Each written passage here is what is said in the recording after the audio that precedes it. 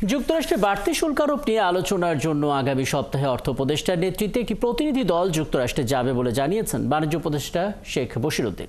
এরই মধ্যে বেশ কিছু উদ্যোগ নেওয়ার কথা জানিয়েছেন তিনি। বলেছেন, ভারত ট্রান্সশিপমেন্ট সুবিধা বাতিল করায় পণ্য পরিবহন খরচ ২,০০০ কোটি টাকা বেড়েছে, তবে এই খরচ শূন্যের কোঠায় নামিয়ে আনার পরিকল্পনা নেওয়া হয়েছে।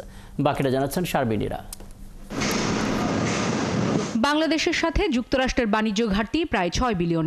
এই ঘাটতিকে কারণ দেখিয়ে বিশ্বব্যাপী বাণিজ্য যুদ্ধের অংশ হিসেবে অন্যান্য দেশের মতো বাংলাদেশের পণ্য রফতানিতেও উচ্চ হারে পাল্টা শুল্ক আরোপ করে যুক্তরাষ্ট্র, যা বাংলাদেশের ক্ষেত্রে ৩৭%।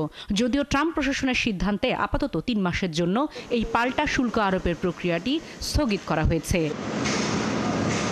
বুধবার সচিবালয়ে সাংবাদিকদের সংগঠন বিএসআরএফ আয়োজিত মতবিনিময় সভায় এ বিষয়ে সরকারের পরবর্তী পদক্ষেপ তুলে ধরেন বাণিজ্য উপদেষ্টা। আমরা অবকাঠামোগত বিভিন্ন রকমের সুবিধার কথা চিন্তা করছি, যাতে আমাদের কম্প্যারেটিভনেস বাড়বে, আমাদের পণ্যের মান বাড়বে এবং আমাদের বাণিজ্য ঘাটতি কমবে। যুক্তরাষ্ট্র থেকে আমাদের প্রতিনিধি দল ফেরত আসলে আলোচনার সাপেক্ষে এবং এর পরবর্তীতে আমি নিজেই যাব আমার যুক্তরাষ্ট্রের বাণিজ্য মন্ত্রীর সাথে সাক্ষাতের উদ্দেশ্যে, এবং সেখানে আমরা আরও সুস্পষ্ট আমাদের প্রস্তাবসমূহ পেশ করব। সাংবাদিকদের প্রশ্ন ছিল, ভারতের ট্রান্সশিপমেন্ট সুবিধা বাতিলকে কেন্দ্র করে তৈরি হওয়া সংকট কিভাবে কাটিয়ে উঠবে সরকার, আর ঢাকা সফরে আসা পাকিস্তানের পররাষ্ট্র সচিবের সাথে দুই দেশের বাণিজ্য বাড়াতে কোনো আলোচনা হবে কিনা। Trade with Pakistan I have absolutely no problem, to trade with India I have absolutely no problem, to trade with China everybody is welcome, because আমার কাছে বাংলাদেশের মানুষের স্বার্থ সর্বাগ্রে।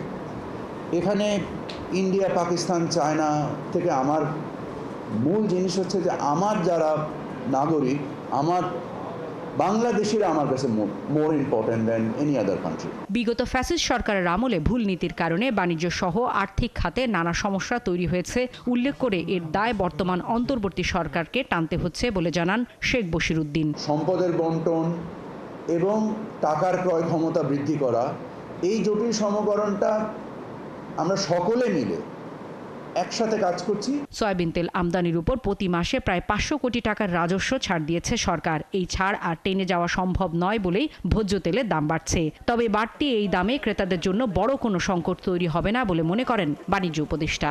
রাষ্ট্র বিদেশ থেকে বা ব্যাংক থেকে লোন করবে, এই লোনের টাকা তো ডাইরেক্টলি হোক ইনডাইরেক্টলি হোক আপনাকেই দিতে হবে। শারমিন নীরা, ৭১, ঢাকা।